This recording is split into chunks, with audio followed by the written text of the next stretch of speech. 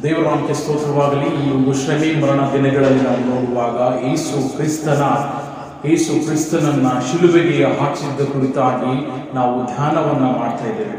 ಈ ಒಂದು ದಿನದಲ್ಲಿ ನೋಡುವಾಗ ಯೋಹಾನನ ಬರೆದ ಸುವಾರ್ತೆ 19ನೇ ಅಧ್ಯಾಯ 1ನೇ ವಚನದಲ್ಲಿ ನೋಡುವಾಗ, ಆಮೇಲೆ ಪಿಲಾತನು ಯೇಸುವನ್ನ ಕೊರಡೆಯಿಂದ ಹೊರಡಿಸಿದನು.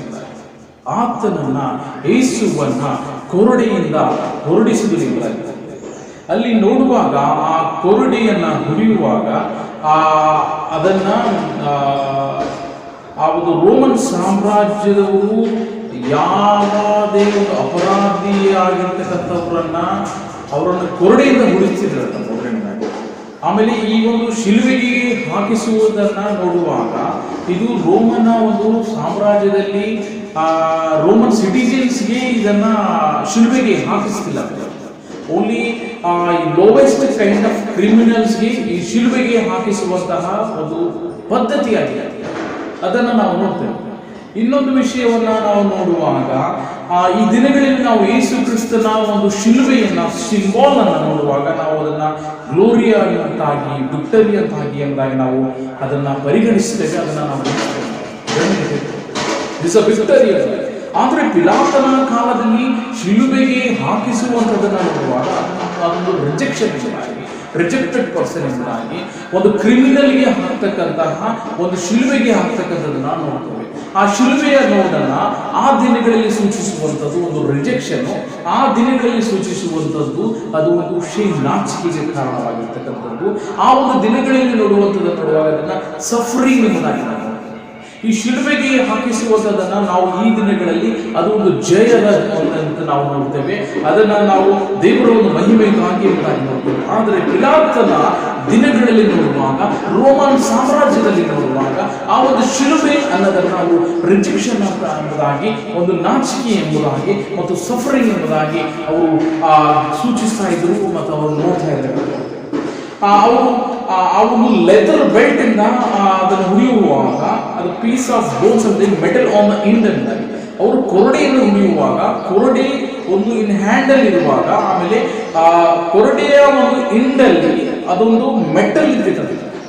ಅದನ್ನು ಹುರಿದಾಗ ಬಾಡಿ ಕುಡ್ ಬಿ ಟೋನ್ ಅಂತ ಅದನ್ನ ಒಂದು ಹುರಿದ್ರೆ ದೇಹದ ಮಾಂಸವನ್ನ ಹರಿದು ಹಾಕ್ತಿತ್ತಂತೆ. ಯೇಸು ಸ್ವಾಮಿಗೆ ಉಪಯೋಗಿಸಿರ್ತಕ್ಕಂತಹ ಆ ಒಂದು ಕೊರಡೆಯನ್ನು ನೋಡುವಾಗ ಹೀಗೆ ಹುರಿದರೆ ಆ ಮುಂದೆ ಇರ್ತಕ್ಕಂಥ ಮೆಟ್ಟಲಿನಿಂದ ಆತನ ಮಾಂಸವನ್ನ ಕಿತ್ತಿ ಬರ್ತಾ ಇದ್ದಾರೆ. ಇದನ್ನ ನೋಡುವಾಗ ಈ ಆತನ ಕಿತ್ತು ಬಿಡುವಾಗ ಒಂದು ಮಸಲ್ಸ್ ಅನ್ನ, ವೈನ್ಸ್ ಅನ್ನ ಮತ್ತು ನರಗಳನ್ನ, ಬೋನ್ಗಳನ್ನ ಎಕ್ಸ್ಪೋಸ್ ಆಗ್ತಿದೆ. ಆತನಿಗೆ ಹುರಿದಂತಹ ಒಂದೊಂದು ಪೆಟ್ಟಿನ ಮೂಲಕ ಆ ಒಂದು ಮಾಂಸವು ಕಿತ್ತಿ ಬರ್ತಾ ಇದ್ದಾರೆ.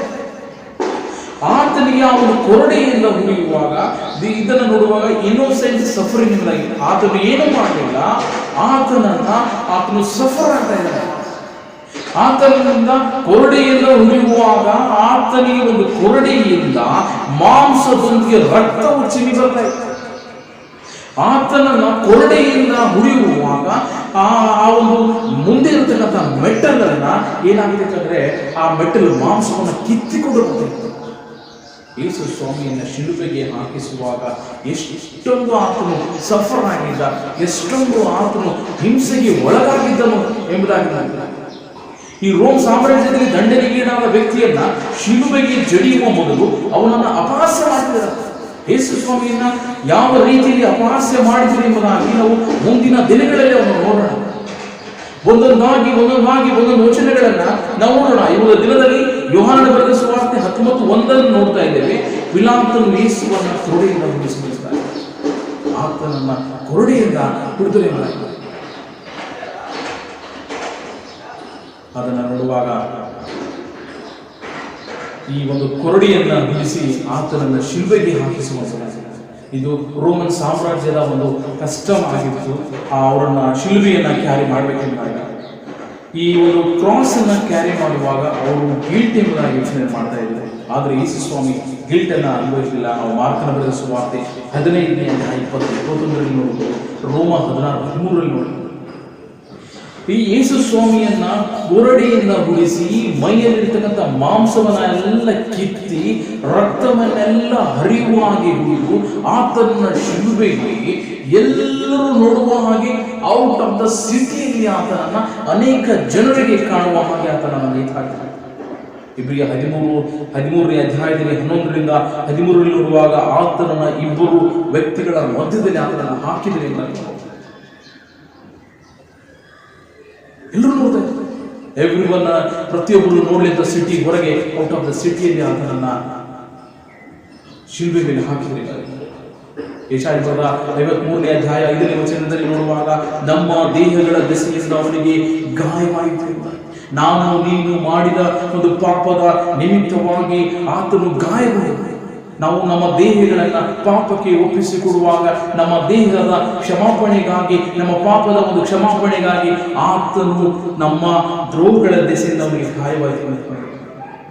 ನಮ್ಮ ಅಪರಾಧಗಳ ನಿಮಿತ್ತ ಆತನು ಜಜ್ಜಲ್ಪಟ್ಟನು. ನಮಗೆ ಸುಕ್ಷೇಮವನ್ನು ಉಂಟು ಮಾಡುವ ದಂಡನೆಯನ್ನು ಅವನು ಅನುಭವಿಸಿದನೆಂದ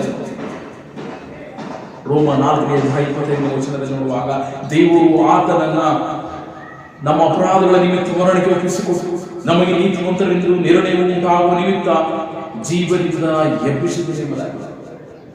ಕರ್ತನಲ್ಲಿ ಪ್ರಿಯರೇ, ಕರ್ತನಲ್ಲಿ ಸಹೋದರ ಸಹೋದರಿಯರೇ, ಯೇಸು ಕ್ರಿಸ್ತನನ್ನ ಕೊರಡೆಯಿಂದ ಆತನನ್ನ ಕುಡಿಸ್ತಿದ್ದ. ಆ ಕೊರಡೆಯಿಂದ ಆತನಲ್ಲಿರ್ತಕ್ಕಂಥ ರಕ್ತವು ಎಲ್ಲ ಚಿಂತಾ ಇತ್ತು. ಆತನ ಕೊರಡೆಯಿಂದ ಹುರಿಯುವಾಗ, ಒಂದೊಂದು ಪೆಟ್ಟನ್ನು ಹುರಿಯುವಾಗ ಮಾಂಸವನ್ನು ಕಿತ್ತು ಬರ್ತಾ ಇತ್ತು. ಆತನು ಕೊರಡೆಯಿಂದ ಹುರಿಯುವಾಗ, ಸೈನಿಕರು ಯೇಸುವನ್ನ ಕೊರಡೆಯಿಂದ ಹುರಿಯುವಾಗ ರಕ್ತವು ಚಿಂತಾ ಇತ್ತು. ಯೇಸುವನ್ನ ಸೈನಿಕರು ಕೊರಡೆಯಿಂದ ಹುರಿಯುವಾಗ ದೇಹದಲ್ಲಿರ್ತಕ್ಕಂಥ ಬೋನ್ಸ್ಗಳು ಕಾಣಿಸ್ತವೆ, ಒಳಗಡೆ ಇರ್ತಕ್ಕಂಥ ನರಗಳು ಕಾಣ್ತಾ ಇದ್ದಾರೆ. ಎಷ್ಟು ಭಯಂಕರವಾದಂಥ ಹಿಂಸೆಯನ್ನ, ಎಷ್ಟು ಭಯಂಕರವಾದ ಸಫರಿಂಗ್ ಅನ್ನು ಆತನು ಅನುಭವಿಸಿದ. ಯಾಕೆ? ನಾನು ನೀನು ರಕ್ಷಿಸಲ್ಪಡಬೇಕೆಂಬುದಾಗಿ, ನಾನು ನೀನು ಪಾಪದ ಕ್ಷಮಾಪಣೆಯನ್ನು ಹೊಂದಬೇಕೆಂಬುದಾಗಿ, ನಾನು ನೀನು ನಿನ್ನ ದ್ರೋಹಗಳ ದೆಸೆಯಿಂದ ಅವನಿಗೆ ಗಾಯವಾಗಿದೆ. ಕರ್ತನಲ್ಲಿ ಪ್ರಿಯ ಸಹೋದರ ಸಹೋದರಿ, ನಾನು ನೀನು ಈ ಒಂದು ದಿನಗಳಲ್ಲಿ ಆತನು ಪಟ್ಟಿರತಕ್ಕಂಥ ಶ್ರಮವನ್ನು ನಾವು ಜ್ಞಾಪಕ ಮಾಡಿಕೊಂಡು, ಆತನು ಜಡಿಯಲ್ಪಟ್ಟಿರತಕ್ಕಂತಹ, ಹುಡಿಯಲ್ಪಟ್ಟಿರತಕ್ಕಂತಹ, ಆತನಿಗೆ ಹೊಡೆದಿರತಕ್ಕಂತಹ ಒಂದು ಪೆಟ್ಟಿಗಳ ನಿಮಿತ್ತವಾಗಿ ನಾನು ನೀನು ಆತನ ಶ್ರಮೆಯನ್ನು ಈ ಒಂದು ದಿನದಲ್ಲಿ ಜ್ಞಾಪಕವನ್ನು ಮಾಡಿಕೊಳ್ಬೇಕಾಗಿದೆ. ನನಗಾಗಿ ನಿನಗಾಗಿ ನಾನು ನೀನು ಸುಕ್ಷೇಮವನ್ನು ಉಂಟು ಮಾಡಬೇಕು. ನಾನು ನೀನು ನಮ್ಮ ಒಂದು ಅಪರಾಧಗಳ ನಿಮಿತ್ತ ಮರಣಿಗೆ ಒಪ್ಪಿಸಿಕೊಟ್ಟು ನಿನಗಾಗಿ ನೋಡ್ತೇವೆ. ನಮಗೆ ಸುಕ್ಷೇಮವನ್ನು ಉಂಟು ಮಾಡುವ ದಂಡನೆಯನ್ನು ಅವನು ಅನುಭವಿಸಬೇಕು. ಕರ್ತನಲ್ಲಿ ಪ್ರಿಯ ಸಹೋದರ ಸಹೋದರಿಯರೇ, ಇಲ್ಲಿವರೆಗೂ ಯೇಸು ಕ್ರಿಸ್ತನನ್ನ ನೀನು ನಿನ್ನ ಜೀವಿತದಲ್ಲಿ ಅಂಗೀಕರಿಸದೇ ಇದ್ದಲ್ಲಿ ನೀನು ಆತನ ಶ್ರಮೆಯನ್ನು ಜ್ಞಾಪಕ ಮಾಡು. ಆತನು ನಿನಗಾಗಿ ಕೊಟ್ಟಿರ್ತಕ್ಕಂಥ ಶ್ರಮೆಯನ್ನ, ಆತನು ನಿನಗಾಗಿ ಅನುಭವಿಸಿರ್ತಕ್ಕಂಥ ನೋವನ್ನ, ಆತನು ನಿನಗಾಗಿ ಅನುಭವಿಸಿರ್ತಕ್ಕಂಥ ಎಲ್ಲ ಆ ಒಂದು ಪೆಟ್ಟನ್ನು ನೀನು ಜ್ಞಾಪಕ ಮಾಡು. ಕೊರಡೆಗಳಿಂದ ಒಂದೊಂದಾಗಿ ಆತ ನನಗೆ ಹೊಡೆಯುವಾಗ ಆತನ ಇರ್ತಕ್ಕಂಥ ರಕ್ತ, ದೇಹದಲ್ಲಿರ್ತಕ್ಕಂಥ ಮಾಂಸ ಕಿತ್ತು ಬರ್ತಾ ಇತ್ತು. ನಿನಗೆ ಎಷ್ಟನ್ನು ಪ್ರೀತಿ ಮಾಡ್ತಾನೆ, ಲೋಕದ ಮೇಲೆ ಎಷ್ಟೋ ಪ್ರೀತಿಯಿಂದ ತನ್ನ ಒಬ್ಬನೇ ಮಗನನ್ನು ಕೊಟ್ಟನು, ಆತನನ್ನು ನಂಬ ಒಬ್ಬನಾದರೂ ನಾಶವಾಗಬಾರದೆಂಬುದಾಗಿ ನಾನು ನೀನು ನಿತ್ಯ ಜೀವನ ಪಡಬೇಕೆಂಬುದಾಗಿ ಆತನನ್ನು ಕೊಟ್ಟಿರುವಾಗ ಆತನನ್ನು ಯಾವ ರೀತಿಯಲ್ಲಿ ಕೊಡಬೇಕು? ಯೇಸು ಕ್ರಿಸ್ತನು ಆ ಭೂಲೋಕದಲ್ಲಿರುವಾಗ ಅನೇಕ ರೋಗಗಳನ್ನು ಸೃಷ್ಟ ಮಾಡ್ತಾ ಬಂದ, ಅನೇಕರಿಗೆ ಅನೇಕ ಅದ್ಭುತ ಕಾರ್ಯಗಳನ್ನು, ಸೂಚಕ ಕಾರ್ಯಗಳನ್ನು ಮಾಡ್ತಾ ಬಂದ. ಆದರೆ ಕೊನೆಗಾಗಿ ನೋಡುವಾಗ ಆತನನ್ನ ಕೊರಡೆಗಳಿಂದ ಹೊಡೆಯಲ್ಪಟ್ಟನು ಎಂಬುದಾಗಿ. ಯಾಕೆ? ನಾನು ನೀನು ಮಾಡ್ತಕ್ಕಂಥ ಪಾಪಗಳ ದೆಸೆಯಿಂದ ಆತನ ಹೊಡೆಯಲ್ಪಟ್ಟ. ಇನ್ನು ನೀನು ಆತನನ್ನು ನೋಯಿಸ್ತಾ ಇದ್ದೇನೆ ನಿನ್ನ ಮನಸ್ಸು. ನಿನಗಾಗಿ ನೀನು ರಕ್ಷಣೆಯನ್ನು ಹೊಂದಬೇಕು, ನಿನ್ನ ಪಾಪದ ಕ್ಷಮಾಪಣೆಯನ್ನು ಹೊಂದಬೇಕೆಂಬುದಾಗಿ ಆತನ ಕೊರಡೆಗಳಿಂದ ಕುಡಿಸಿಕೊಂಡು ಶಿಲುಬೆಯ ಮೇಲೆ ಆತನು ಎಲ್ಲಾ ಜನರ ಮುಂದೆ ಆತನ ನೇತಾಡಲು ಆತನ ಪಾಪವನ್ನು ಮಾಡುವುದನ್ನು ಬಿಟ್ಟು ಸ್ವಾಮಿ ಬರುವ ಎಲ್ಲ ಶೋಧನೆಗಳನ್ನು ಎದುರಿಸಿ ನಿನ್ನ ಸನ್ನಿಧಾನದಲ್ಲಿ ಪರಿಶುದ್ಧನಾಗಿ ಜೀವಿಸಲಿಕ್ಕೆ ನನಗೆ ಸಹಾಯವನ್ನು ಮಾಡು.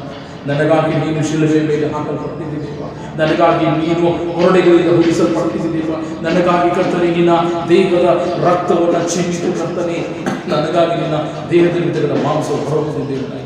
ನಾನು ನೀನು ಆತನ ಸನ್ನಿಧಾನದಲ್ಲಿ ಪ್ರಾರ್ಥನೆ ಮಾಡುವಾಗ ದೇವರಿಂದ ನಾನು ಬಲಪಡಿಸುತ್ತೇನೆ. ಬಾ